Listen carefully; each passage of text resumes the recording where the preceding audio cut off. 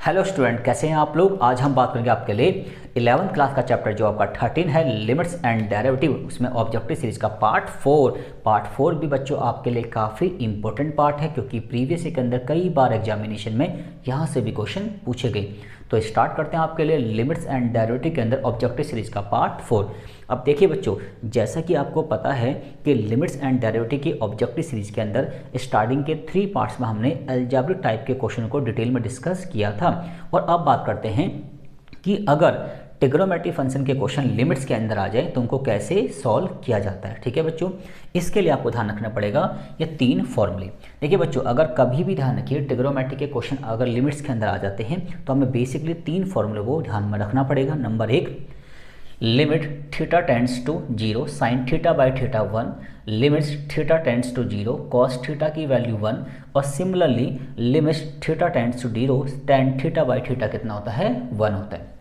अब देखिए बच्चों, तो हमें इन 3 फॉर्मूलों को ध्यान में रखना पड़ेगा। और इन सबसे पहले एक बात और याद रखनी पड़ेगी, तो जब भी हमारे पास ट्रिग्नोमेट्री के क्वेश्चन लिमिट्स के अंदर आते हैं तो सबसे पहले एक बात ध्यान रखनी है कि लिमिट्स हमेशा क्या होनी चाहिए, टेंड्स टू 0। तो सबसे पहले लिमिट्स क्या होनी चाहिए बच्चों, 0 होनी चाहिए। अगर आपकी लिमिट्स 0 नहीं है तो सबसे पहले ट्रिग्नोमेट्री फंक्शन की लिमिट्स को 0 बनाया जाता है और फिर जाके क्वेश्चन की वैल्यू को इवैल्यूएट किया जाता है। ठीक है बच्चों, तो यहाँ पे हम बात करेंगे उन क्वेश्चनों पे जहाँ पे लिमिट्स 0 है, और नेक्स्ट क्लास के अंदर हम बात करेंगे उन क्वेश्चन के ऊपर जहाँ पे लिमिट 0 नहीं होती है। ठीक है बच्चों, अब देखिए, तो limit x tends to 0 sine 4x upon x की वैल्यू को फाइंड आउट करना है। अब देखिए, मुझे पता है कि ये ट्रिग्नोमेट्री फंक्शन है, लिमिट इसकी 0 है, तो एक काम तो हमारा खत्म हो गया बच्चों।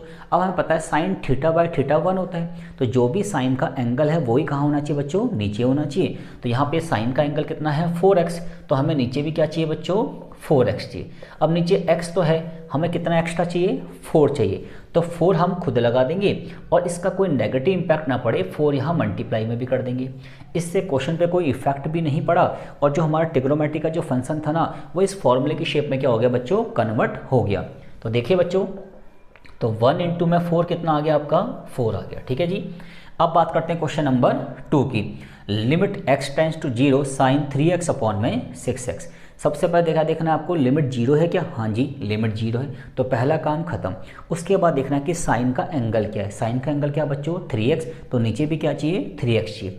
तो क्या हम इसको ऐसे कर सकते हैं बच्चों, ध्यान से देखिए, limit x tends to 0 sine 3x, इस 6x को हम ब्रेक कर लेते हैं 3x की फॉर्म में, तो 3x इंटू में 2। इससे क्वेश्चन पे कोई इफेक्ट नहीं पड़ा बच्चों। अब limit x tends to 0 sine 3x upon में 3x, इसकी वैल्यू क्या होगी बच्चों, 1 हो गई, तो 1 इंटू में 1/2 इक्वल टू 1/2। तो कौन सा ऑप्शन ठीक है बच्चों, आपका सी ऑप्शन बिल्कुल ठीक है।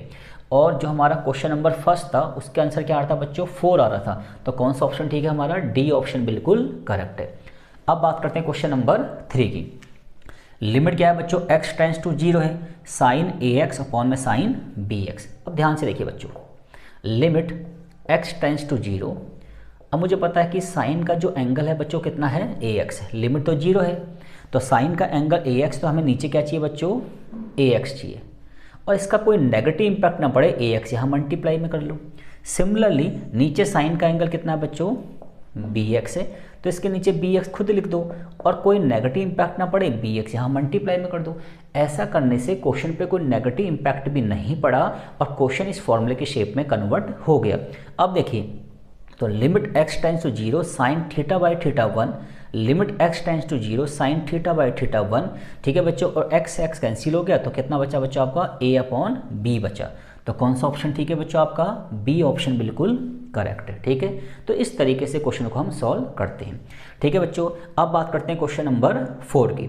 Limit x tends to 0 sine x degree upon में x।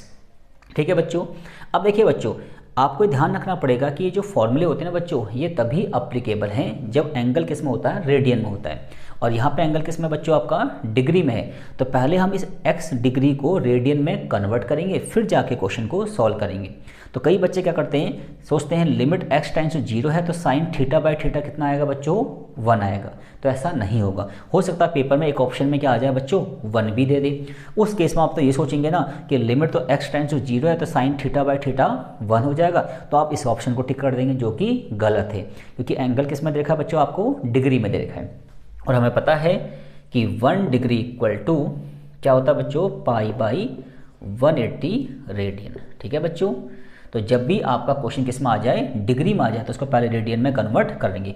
तो जब 1 डिग्री में पाई बाई 180 रेडियन होते हैं तो हम पहले क्या करेंगे, इसको रेडियन में कन्वर्ट कर देंगे। तो लिमिट x टेंड्स टू 0, ये आपका साइन है ही, और हमें पता है 1 डिग्री बराबर इतना, तो x डिग्री कितना होगा, x से इसकी मल्टीप्लाई कर दिए तो हो जाएगा पाई x अपॉन में 180, और नीचे क्या है बच्चों x। ठीक है, अब लिमिट तो आपकी 0 है, तो साइन थीटा बाई थीटा कितना होता है 1, साइन का एंगल, ये पूरा साइन का एंगल हो जाएगा पाई x अपॉन में 180। तो नीचे भी क्या चाहिए बच्चों आपको, x तो है ही, तो हमें साथ में क्या चाहिए, हमें चाहिए पाई 1 अपॉन में 180। अब इसका कोई नेगेटिव इंपैक्ट ना पड़े तो आप क्या करेंगे बच्चों, 180 अपॉन में पाई कर देंगे। कोई डाउट है किसी को, तो ऐसे करने से क्वेश्चन पे कोई इफेक्ट नहीं पड़ेगा। ठीक है, अगर आपको समझ में नहीं आ रहा तो आप ऐसे कर सकते हैं, समझने के लिए दिमाग चला के। ठीक है, ये क्वेश्चन हो गया आपका, हम कर सकते हैं 180 अपॉन में पाई। अब ऐसा करने से क्वेश्चन पे कोई इफेक्ट पड़ा बच्चों, नहीं पड़ा, क्योंकि 180 से 180 कैंसिल हो गया, पाई से पाई, तो क्वेश्चन तो हमारा वही है। अब क्या हुआ क्वेश्चन, अब ये जो कंडीशन है उस फॉर्मूले की शेप में कन्वर्ट हो गई। Limit x tends to 0 sine theta by theta कितना हो गया बच्चों, 1 हो गया। ये आपका 1 हो गया, और इसको अगर रेसिप्रोकल कर देंगे तो पाई कहाँ जाएगा बच्चों, ऊपर, और 180 कहाँ आएगा, नीचे। तो पाई बाई 180, कौन सा ऑप्शन ठीक है बच्चों आपका, ए ऑप्शन बिल्कुल करेक्ट है। अब बात करते हैं क्वेश्चन नंबर 5 की। क्वेश्चन नंबर 5 क्या बच्चों, limit x tends to 0 tan 3x upon में साइन 2x। ठीक है, अब ध्यान से देखिए, तो हमें पता है कि ट्रिग्नोमेट्रिक क्वेश्चन आ जाए तो लिमिट क्या होनी चाहिए बच्चों, 0, तो लिमिट 0 है, पहला काम खत्म। अब हमें इनको इस फॉर्मूले की शेप में कन्वर्ट करना है। मुझे पता है ऊपर क्या है बच्चों, tan 3x, और tan थीटा बाई थीटा भी 1 होता है, तो नीचे 3x लिख दो, और कोई इम्पैक्ट ना पड़े यहाँ भी क्या कर दो, 3x कर दो। ये तो ऊपर का काम खत्म। सिमिलरली साइन का एंगल कितना है बच्चों, 2x, तो नीचे भी 2x लिख दो, और कोई नेगेटिव इम्पैक्ट ना पड़े यहाँ भी 2x कर दो। इसकी वैल्यू 1, इसकी वैल्यू 1, क्योंकि लिमिट 0 होती है tan theta by theta 1 sine theta by theta 1, x से x कंपेयर हो गया, तो आंसर क्या बचा बच्चों, 3/2। तो कौन सा ऑप्शन ठीक है आपका बच्चों, बी ऑप्शन बिल्कुल करेक्ट है। अब बात करते हैं क्वेश्चन नंबर 6 की। Limit x tends to 0 1 minus cos 2x upon में एक्स स्क्वायर। अब देखिए बच्चों, लिमिट क्या है 0, तो पहला काम तो खत्म हो गया, और डायरेक्ट मैं x की जगह अगर 0 पुट करूंगा तो नीचे क्या आ जाएगा 0, और नीचे 0 आ गया तो कौन सी फॉर्म है, इनडिटर्मिनेट फॉर्म है, जो कि पॉसिबल नहीं है सॉल्व करना। तो अब देखिए बच्चों, अब इसको करते हैं सिंप्लीफाई। देखिए बच्चों, ट्रिग्नोमेट्री के कुछ बेसिक फॉर्मूले भी होते हैं जो हमने 3rd चैप्टर ट्रिग्नोमेट्री के अंदर किए थे। अब देखिए, हमें पता है cos 2a का फॉर्मूला होता है बच्चों 2 cos square a minus 1। cos 2a का फॉर्मूला एक तो ये होता है, एक ये भी होता है बच्चों 1 माइनस 2 साइन स्क्वायर a। तो जरूरत पड़ने पर हम कोई भी फॉर्मूला अप्लाई कर सकते हैं। अब देखिए बच्चों, दोनों बातें सेम है। लिमिट x टेंड्स टू 0, 1 तो 1 है बच्चों, क्या मैं cos 2a की जगह ये लिख सकता हूँ बच्चों, तो देखिए वहाँ पे क्या है cos 2x है, तो ब्रैकेट में मैं लिख सकता हूँ cos 2x का मतलब ये हो जाएगा बच्चों, जब cos 2a बराबर ये होता है तो cos 2x का मतलब इसी फॉर्मूले में जहाँ जहाँ तुम्हारा a है वहाँ पे x लिख देंगे।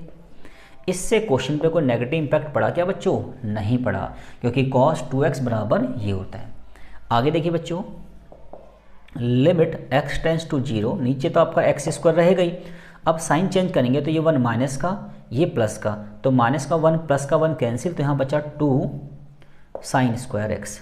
अब इसको थोड़ा सा हम समझने के लिए थोड़ा डिटेल में लिख देते हैं। 2 तो कांस्टेंट है, साइन एक्स अपॉन में एक्स इंटू में साइन एक्स अपॉन में एक्स। बात तो एक ही है, साइन स्क्वायर एक्स का मतलब है साइन एक्स की होल पावर 2 है, तो इसको हमने 2 बार लिख दिया, और नीचे जो एक्स स्क्वायर था उसको एक बार इसके नीचे, एक बार इसके नीचे, ये 1 हो गया, ये 1 हो गया।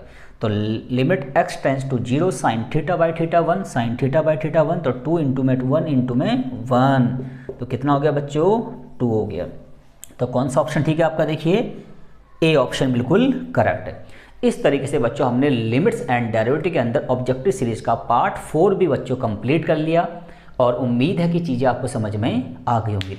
और स्टूडेंट, अगर आपको मेरी वीडियो अच्छी लगी तो इसको लाइक कीजिए, शेयर कीजिए एंड सब्सक्राइब कीजिए। Thank you guys.